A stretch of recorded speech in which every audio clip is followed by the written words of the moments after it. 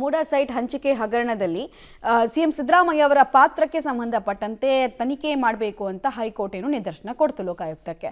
So ಇದು almost ಎಲ್ಲವೂ ಕೂಡ ಮುಕ್ತಾಯ ಆಗಿದೆ. ಆಮೇಲೆ ಈ ಕೇಸ್ನಲ್ಲಿ ಸಿಎಂ ಸಿದ್ದರಾಮಯ್ಯ ನಿರಾಳರಾಗೋದು ಬಹುತೇಕ ಫಿಕ್ಸ್ ಏನೆಲ್ಲ ಆಗ್ತಾ ಇದೆ. ಹಗರಣಕ್ಕೆ ಸಂಬಂಧಪಟ್ಟಂತೆ ಕೆಲವೇ ದಿನದಲ್ಲಿ ಅಧಿಕೃತವಾಗಿ ಕ್ಲೀನ್ ಚಿಟ್ ಸಿಗಲಿದೆ ಅಂತ ಹೇಳಲಾಗ್ತದೆ. ಈಗಾಗಲೇ ಲೋಕಾಯುಕ್ತದ SP ಉದೇಶ್ ಲೋಕಾಯುಕ್ತದ IGP ಸುಬ್ರಹ್ಮಣ್ಯೇಶ್ವರ ರಾವ್ಗೆ ಅಂತಿಮ ವರದಿಯನ್ನು ಸಲ್ಲಿಕೆ ಮಾಡಿದ್ದಾರೆ. ಹಿರಿಯ ಅಧಿಕಾರಿಗಳು ದಾಖಲೆ ಪರಿಶೀಲನೆ ನಡೆಸಿದ್ದು ಇಂದು ಜನಪ್ರತಿನಿಧಿಗಳ ವಿಶೇಷ ನ್ಯಾಯಾಲಯಕ್ಕೆ ಸಲ್ಲಿಕೆ ಮಾಡಲಿದ್ದಾರೆ. ಮೂಲಗಳ ಪ್ರಕಾರ ಸಿಎಂ ಮತ್ತು ಕುಟುಂಬಸ್ಥರನ್ನ ಸಂತ್ರಸ್ತರನ್ನಾಗಿ ಮಾಡಿರುವ ಲೋಕಾಯುಕ್ತ ಕ್ಲೀನ್ ಚಿಟ್ ಕೊಡ್ತಾ ಇದೆ. ಆದರೆ ಮೂಡಾದ ಮಾಜಿ ಆಯುಕ್ತ ನಟೇಶ್ ಸೇರಿ ಸಾಕಷ್ಟು ಅಧಿಕಾರಿಗಳ ವಿರುದ್ಧ ಆರೋಪ ಹೊರಿಸಲಾಗಿದೆ. ಅಧಿಕಾರಿಗಳು ಅಕ್ರಮ ಎಸಗಿದ್ದು ಅಧಿಕಾರ ದುರುಪಯೋಗ ಮಾಡಿಕೊಂಡಿದ್ದಾರೆ ಅಂತ ಅಂತಿಮ ವರದಿ ಸಲ್ಲಿಕೆ ಆಗಲಿದೆಯಂತೆ.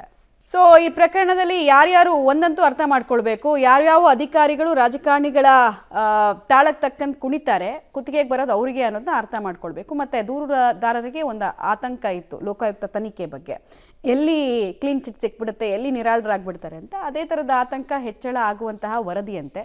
ವರದಿ ಸಬ್ಮಿಷನ್ ಆದಮೇಲೆ ಅದು ಪಬ್ಲಿಕ್ ಡೊಮೈನಿಗೆ ಬರುತ್ತೆ. ಯಾವೆಲ್ಲ ಅಂಶಗಳನ್ನು ತನಿಖೆಯಲ್ಲಿ ಕಂಡುಕೊಂಡ್ರು, ಆಮೇಲೆ ಆರೋಪಿತ ಸ್ಥಾನದಲ್ಲಿದ್ದವ್ರು ಸಡನ್ನಾಗಿ ವಿಕ್ಟಿಮ್ ಹೆಂಗಾದ್ರು ಅದೆಲ್ಲ ತಿಳಿಸ್ಬೇಕಾಗತ್ತೆ ಲೋಕಾಯುಕ್ತ ಅಧಿಕಾರಿಗಳು. ಹೆಂಗೆ ತಿಳಿಸಿದ್ದಾರೆ ಅಂತ ನೋಡೋಣ ನಾವು.